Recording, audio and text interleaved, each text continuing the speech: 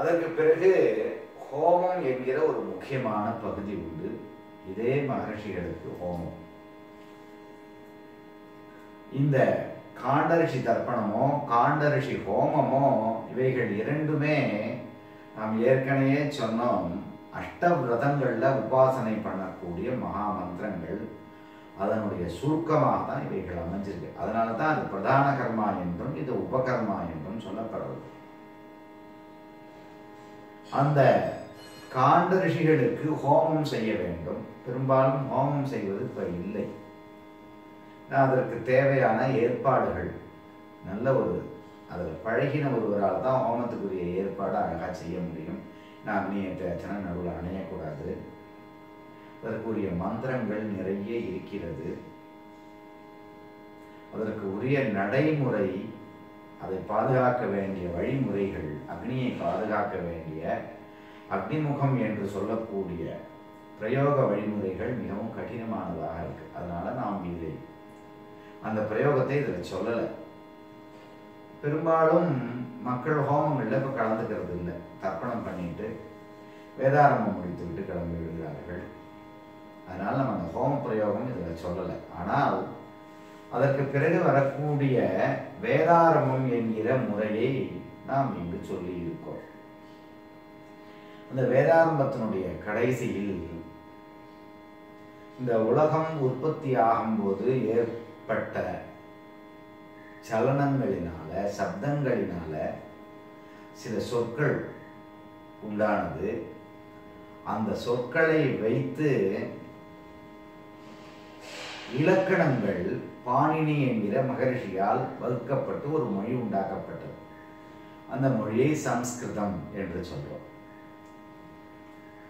அந்த பாணினியினுடைய பாணினி சூத்திரம் என்று பெயரு, வியாகரணம் என்றும் பெயர். அந்த பாணினி சூத்திரத்தினுடைய ஒரே ஒரு சூத்திரம் இந்த வேதாரம்பத்தினுடைய அங்கமாக சொல்லப்படுவது வழக்கம். அதுவும் இன்று சொல்லப்பட்டிருக்கு. இதுல மகாசங்கல்பத்தினுடைய விவரங்கள் தான் நமக்கு நிறைய தெரிஞ்சுக்க வேண்டிய விஷயங்கள் இருக்கு. முதல்ல 9 விதமான தத்துவங்கள் சொல்லப்படுறது. 9 தத்துவங்கள் என்று சொன்னால் நாம் அப்படின்னு சொன்னோம்னா உடலா, மனமா, புத்தியா, ஆத்மாவா, இந்த 9 விதமான திரவியங்களுடைய சேர்க்கை தான் நான் என்று சாஸ்திரம் சொல்றது.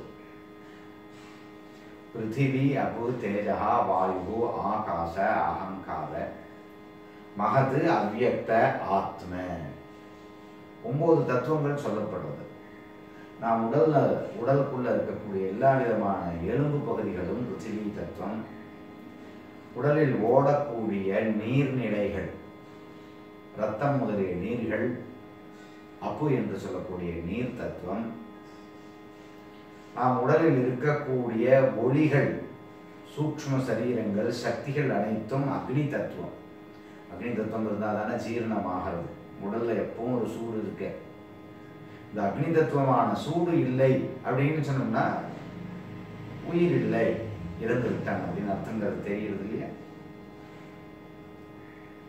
உடல் முழுவதும் காற்றுகள் சஞ்சாரம் பண்றது. ஒரு இடத்த 5 பகுதிகளாக பிரித்து கொண்டு காற்று சஞ்சாரம் ஆகுது. அது பிராணன், அபானன், வியானன், உதானன், சமானன் என்று அதுக்கு பெயர். அது வாயு தத்துவம் என்று சொல்லப்படுறது. உடல்ல ஸ்பேஸ் இருக்கு, கேப் இருக்கு. கேப் இல்லாம இருந்ததுன்னா உடல்ல உயிர் இருக்குமோ? நடந்து போகும்போது கீழே விடலாம், மேலே லாரி ஏறுறது, உடலுக்குள்ள இருக்கக்கூடிய ஸ்பேஸ் எல்லாம் அமுங்கி போயிடுறது. ரொட்டி மாதிரி அமுங்கி போயிடுது அப்படின்னா அப்புறம் அந்த உடல்ல உயிர் இருக்க முடியுமோ? அது ஆகாச தத்துவம் என்று சொல்லப்படுது.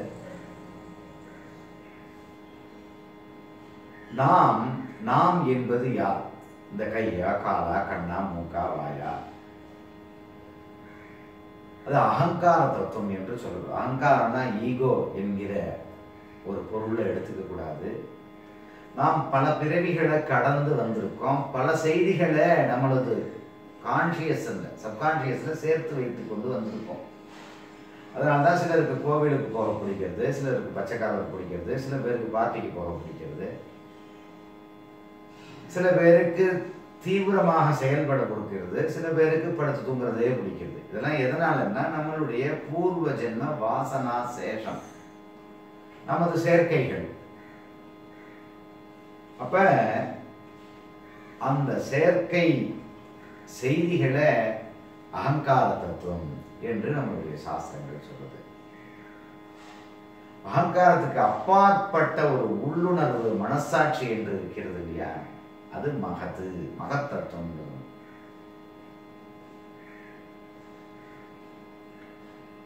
இவைகள் எதனாலையும் பார்க்க முடியாத, கேட்க முடியாத, அனுமானிக்க முடியாத அபரிமிதமான ஒரு சக்தியாக, சூக்ஷ்ம சக்தியாக சொல்லப்படுகிறது அவ்யக்தம். அதுவும் இருந்தால்தான் நாம் உயிரோடு வாழ முடியும். இவைகள் எல்லாத்துக்கும் அப்பாற்பட்டு உலகம் முழுவதும் நிறைந்து நம்மளும் நிறைந்து இருக்கக்கூடிய சக்தி ஆத்மசக்தி. இந்த 9 தத்துவங்கள் முதல்ல நம்மளுடைய மகாசங்கல்பத்தில் சொல்லப்படுறது. நாம் யார் ஃப்ரம் அட்ரஸ்ல பேர் எழுதுறோம் இல்லையா, அதுக்கு ஈக்குவலா.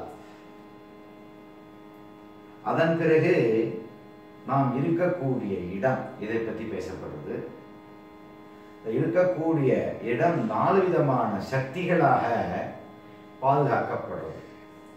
ஆதார சக்தி, கூர்ம, வராக, அனந்த, புவியீர்ப்பு சக்தி முதலிய சக்திகளை நம்மளுடைய மாடர்ன் சயின்ஸ்ல பார்க்கிறோம் இல்லையா, அது போல இந்த சக்தி சொல்லப்படுது.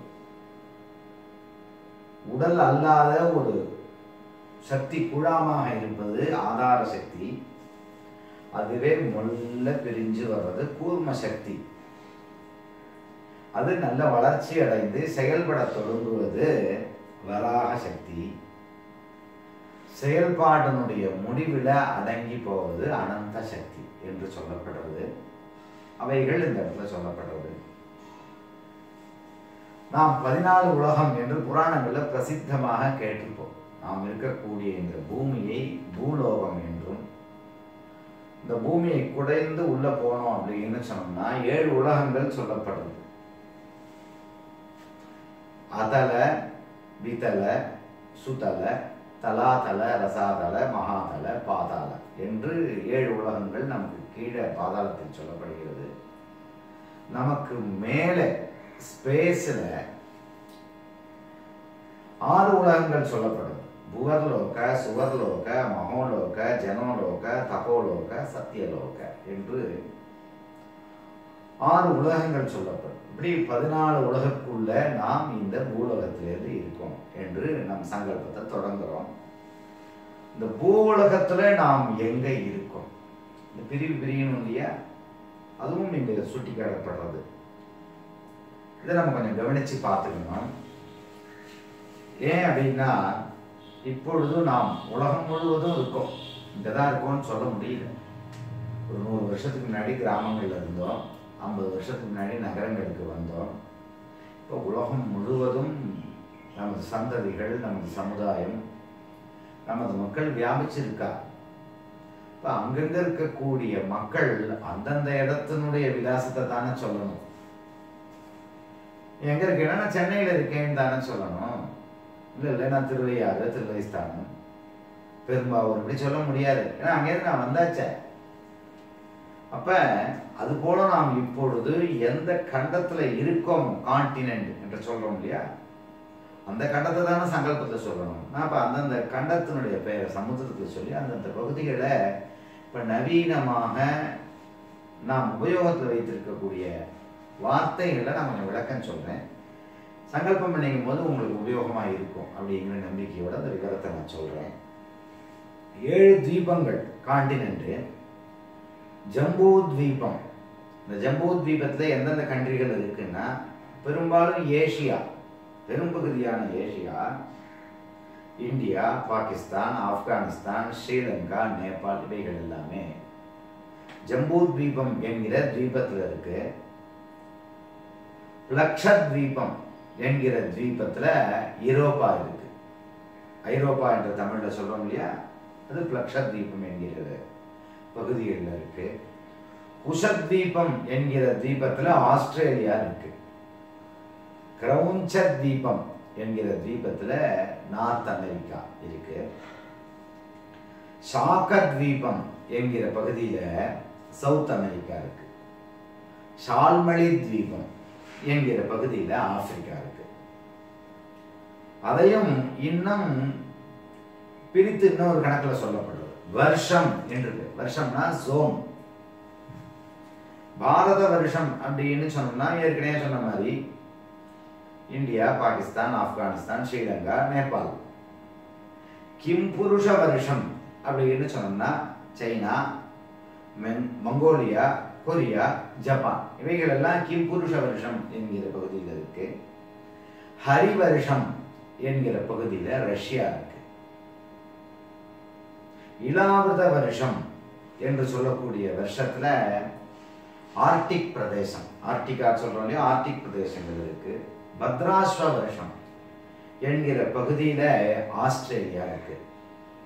கேதுமால வருஷம் என்கிற பகுதியில யூரோப்பா இருக்கு. லண்டன் முதலிய நகரங்கள் கேதுமால வருஷம் என்கிற பகுதியில இருக்கு. ஹிரண்யக வருஷம், ஹிரண்யக வருஷம் என்கிற பகுதியில யுஎஸ்ஏவனுடைய தெற்கு பகுதி இருக்கு. ரமணக வருஷம் என்கிற பகுதியில யுஎஸ்ஏவனுடைய வடக்கு பகுதி மற்றும் கனடா இந்த தேசங்கள் இருக்கு. குரு வருஷம் என்று சொல்லக்கூடிய பகுதியில மெக்சிகோ, பிரேசில் முதலிய தேசங்கள் இருக்கு. அதற்கும் உள்ள இன்னும் உட்பகுதி சொல்லப்படுறது இந்திரகசேரு, தாமிரக பஸ்தி, புன்னாக, கந்தர்வ, வருண, பரத கண்டான 6 கண்டங்கள். அதுல இந்தியா பரத கண்டம் என்கிற பிரதேசத்துல இருக்கு. இந்த பூமி என்பது 50 கோடி யோஜன விஸ்தீர்ண பூமண்டலம் என்று மகாசங்கல்பம் நமக்கு விவரித்து சொல்றது. 50,000 கோடி யோஜனை தூரங்களை கொண்டது இந்த பூமண்டல பிரதேசம். பெரும்பாலும் பார்த்தீங்கன்னா 1000 வருஷத்துக்கு ஒரு தடவை இந்த பூமண்டலத்தினுடைய அளவு மாறுறது, கண்ட்ரியினுடைய ஷேப்பு மாறுறது, கண்ட்ரியினுடைய அளவுகள் மாறுறது. இது கோடிக்கணக்கான வருஷங்களுக்கு முன்பு ஏற்படுத்தப்பட்ட மகாமந்திரங்கள். இந்த மந்திரத்துல வரக்கூடிய அளவை இப்ப நவீனமான அளவோட பொருத்தி பார்க்க முடியல. நவீனமான அளவு மிகவும் குறைந்து இருக்கு. ஒரு யோஜனை என்கிற சமஸ்கிருத கணக்குக்கு 2 விதமான விளக்கங்கள் சொல்லப்படும். ஆரியபட்டா என்று சொல்லக்கூடிய மிக பிரபலமான கணித மகானால ஒரு யோஜனை அப்படின்னு சொன்னோம்னா 5 கிலோமீட்டர், 8 கிலோமீட்டர் என்று சொல்லப்படுது. 5 மைல் 8 கிலோமீட்டர். பரமேஸ்வர ஆச்சாரியர் என்று சொல்லக்கூடிய ஒரு மகானால 13 கிலோமீட்டர் ஒரு யோஜனை என்று சொல்லப்படுது. அதை வைத்து நாம் அளவுகளை பிரித்து கொள்ள வேண்டும். அப்ப எந்த பிரதேசத்தில் இருக்குமோ அதுக்கு தகுந்த மாதிரி நம்ம சொல்லணும். யுகங்கள் 4 யுகங்கள் இதில் சொல்லப்படுது. கிருதயுகம், திரேதாயுகம், துவாபர யுகம், கலியுகம். 4 யுகங்கள் சொல்லப்படுது. கிருதயுகம் என்று சொன்னால் நம்மளுடைய கணக்கில் இருக்கக்கூடிய மனித ஆண்டுகள் அப்படின்னு பார்த்தீங்கன்னா 34,56,000 ஆண்டுகள். திரேதாயுகம் என்று சொன்னால் 17,28,000 ஆண்டுகள். துவாபர யுகம் அப்படின்னு சொன்னோம்னா 4,32,000 ஆண்டுகள். கலியுகம், இந்த 4 யுகங்களும் சேர்ந்து ஒரு மகாயுகம் என்று சொல்லப்படுறது. ஒரு மகாயுகம் அப்படின்னு சொன்னோம்னா 64,80,000 ஆண்டுகள் ஒரு மகாயுகம். 71 மகாயுகம். இவைகள் 64,80,000 ஆண்டுகள் ஒரு முறை ஒரு சர்க்கிள் வர்றது போல 71 சர்க்கிள் வந்தது அப்படின்னு சொன்னா அது ஒரு மகாயுகம். 71 மகாயுகம் சேர்ந்தது ஒரு மன்வந்தரம் என்று சொல்லப்படுறது. மன்வந்தரம்னா மனு என்கிற ஒருவரால் பரிபாலனம் செய்யப்படக்கூடியது. மொத்தம் 14 மனுக்கள் இருக்கா. ஒரு 14 சைக்கிள் வரணும். வந்ததுன்னா ஒரு கல்பம். 14 மனுக்கள்ல சுவாயம்புவ, ஸ்வாரோச்சிஷ, உத்தம, தாமச ரைவத சாக்ஷு 6 மனுக்கள் முதல்ல கடந்து போயிட்டா. இப்ப நம்ம நடந்துட்டு இருக்கக்கூடிய இந்த காலத்தினுடைய மனுவினுடைய பெயர் வைவஸ்வத மனு என்று சொல்லப்படுறது. இந்த வைவஸ்வத மனுவுக்கு பிறகு சாவாமி, தட்சிண சாவர்ணி, பிரம்ம சாவர்ணி, தர்ம சாவர்ணி, ருத்ர சாவர்ணி, தேவ சாவர்ணி, இந்திர சாவர்ணி என்கிற 7 மனுக்கள் மேலும் வர இருக்கா. இந்த 14 மனுக்கள் கடந்து வந்துட்டான்னா ஒரு கல்பம் என்று பெயர். இது மாதிரி 7 கல்பங்கள் பார்த்திவ, கூர்ம, பிரளய, ஆனந்த, ஸ்வேதவராக, பிராம, சாவித்ரி என்று 7 கல்பம். பார்த்திவ, கூர்ம, பிரளய, ஆனந்த இந்த 4 கல்பங்கள் முடிந்து விட்டது. உலகம் தொடங்கியதிலிருந்து இப்பொழுது நாம் நடக்கக்கூடிய இந்த காலத்துக்கு உரிய ஒரு கல்பம் ஸ்வேதவராக கல்பம். சங்கல்பத்தை சொல்றோம் இல்லையா, ஸ்வேதவராக கல்பே வைவஸ்வத மன்வந்தரே என்று சொல்றோம் இல்லையா. இன்னும் பிராம கல்பம், சாவித்திரி கல்பம் என்கிற கல்பங்கள் நடக்க இருக்கும். அப்ப இந்த ஒரு சர்க்கிள் எல்லாம் வந்தது அப்படின்னு சொன்னோம்னா ஒரு கல்பம் என்று சொல்றோம். இந்த ஒரு கல்பம் என்பது பிரம்மாவுக்கு ஒரு நாள். பிரம்மாவுக்கு ஒரு நமக்கு எப்படி ஒரு நாளோ அது போல பிரம்மாவுக்கு ஒரு நாள். பிரம்மாவினுடைய 365 நாட்கள் ஒரு வருஷம். நம்மளை போல இந்த பிரம்மாவினுடைய 365 நாட்கள் கொண்ட 100 வருஷங்கள் ஒரு மகாயுகமாக சொல்லப்படுறது. இப்ப இந்த மொத்தமும் சேர்ந்து ஒரு சைக்கிள் முடியும் போது அதுக்கு மகா பிரளயம் என்று பேர். அதோட உலகம் அழிந்து போயிடும். அப்புறம் மறுபடியும் உற்பத்தி ஆகும். நமக்கு எப்படி 7 கிழமைகள், ஞாயிறு, திங்கள் இருக்கோ அது மாதிரி 7 கல்பங்கள் பிரம்மாவுக்கு சொல்லப்படுறது. 7 கிழமைகளை போல.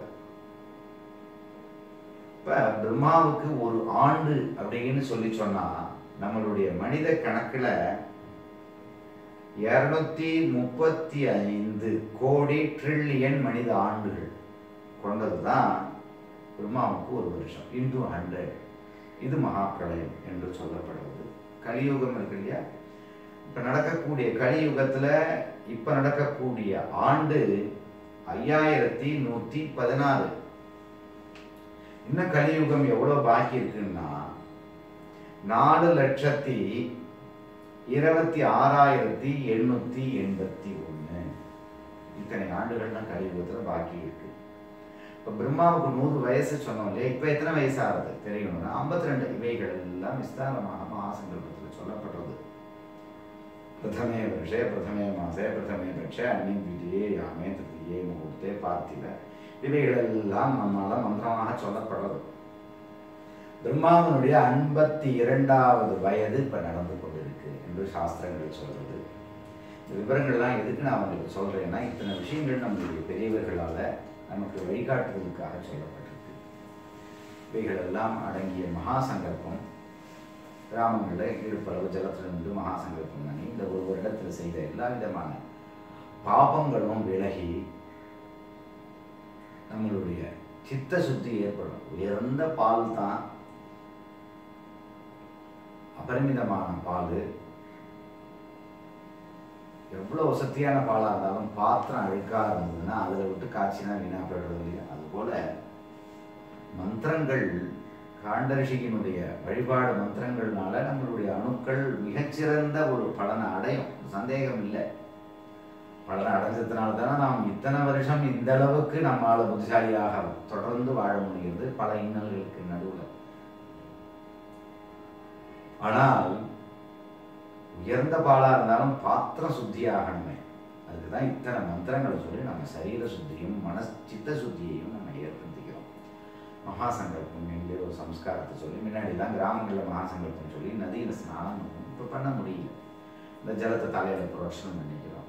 அதன் பிறகு காண்டரிஷி தர்ப்பணம், யஜ்ஞோபவீத தாரணம், வேதாரம்பம் முதலிய சம்ஸ்காரங்கள் எல்லாம் இங்க விவரமாக சொல்லப்பட்டிருக்கு. இதை சிரவணம் செய்யக்கூடிய, இந்த சம்ஸ்காரத்தை சிரத்தையோடு செய்யக்கூடிய அனைவருக்கும் வேத மகர்ஷி, வேதவியாசர் முதலிய மகர்ஷிகள், காண்ட ரிஷி முதலிய மகர்ஷிகள், சரஸ்வதி தேவி, சாவித்ரி தேவி முதலிய தெய்வங்களுடைய அனுகிரகம் பரிபூர்ணமாக கிடைக்கப்பெற்று அவர்களும் அவர்களுடைய சந்ததிகளும் மிகச்சிறந்த பரமாணு போஷாக்கு அடைந்து சரீர சுத்தியையும் சித்த சுத்தியையும் அடைந்து மிக உயர்ந்த மகிழ்ச்சிகரமான ஆனந்தமயமான வாழ்க்கையை அவர்களெல்லாம் பெற வேண்டும். மென்மேலும் இது மாதிரியான சம்ஸ்காரங்களில் தீவிரமான ஈடுபாடோட ஈடுபடக்கூடிய சத்புத்தியும் வர வேண்டும் அப்படின்னு பகவானை பிரார்த்தனை பண்ணிட்டு சர்வேஸ்வரனை பிரார்த்தனை பண்ணி முடிச்சுக்கிறேன். நமஸ்காரம்.